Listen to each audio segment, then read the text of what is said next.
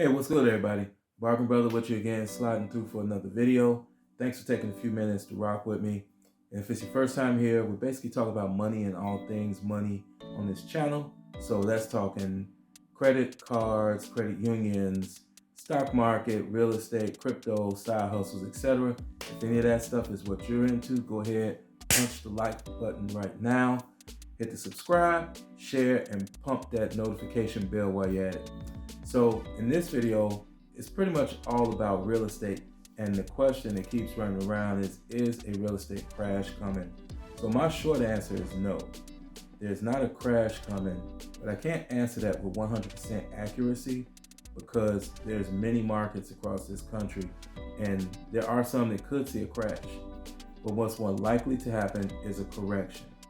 And just a little disclaimer, licensed real estate agent for the last 13 years. So I got into the business at the end of 2008 during the worst time to be quote unquote getting in the business in about 50 or 60 years due to the Great Recession. So with that being said, I've seen the worst of markets and I've seen the most robust markets. And one reason that I believe that this market is due to correct soon is because it ran up too fast. Good appreciation for your home would be anywhere from say 3 to 5% in a year. That's pretty good. This market ran up in some local markets across the country 40, 50, in some cases 60. I've even heard 70% in 2 years. Sorry folks, that's not normal, and like an old man's bladder, it won't hold. So that's one of the reasons that we'll see a correction, is that the market ran up too quickly. Also, more homes are going to come on the market, which is going to make people that would wanted to move but didn't move because they were afraid they wouldn't be able to find somewhere to go, they'll be putting homes on the market. So you'll get more market inventory. Another factor that's not being talked about is that our court system is going to start catching up. So with all the moratoriums that were all over the country as far as rentals and preventing lenders from doing foreclosures, all of that stuff is going to start to catch up in the court systems. And I've heard the argument that people say, well, hey, people got more equity in their homes now, so they'll be able to sell and still, break even or make a profit. That's not in every case. That's in some cases.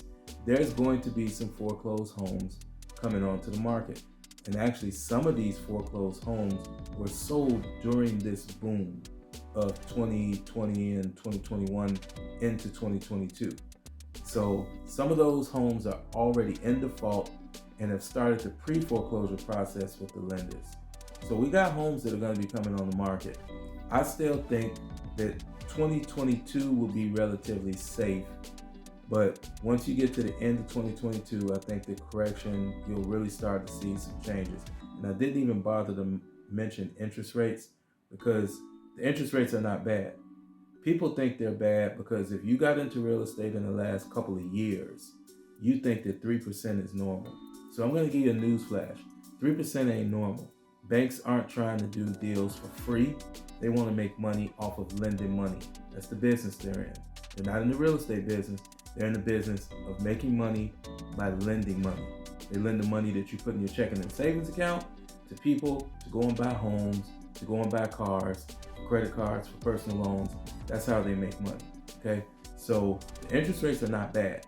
When I bought my first piece of real estate 20 years ago, my interest rate was close to 10%, and it wasn't a bad rate.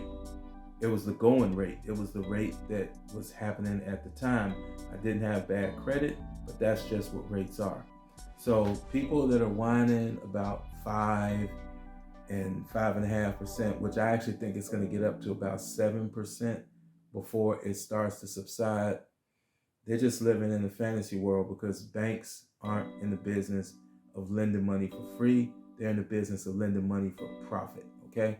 So because of those factors that I mentioned, so interest rates, which was really kind of low on my list, but homes just going up in value too quickly, buyer interest starting to wane a little bit because buyers were just taking such a beat down from getting turned down contract offer after contract offer after contract offer to more sellers now being willing to put their home on the market, to the foreclosure process starting to catch up.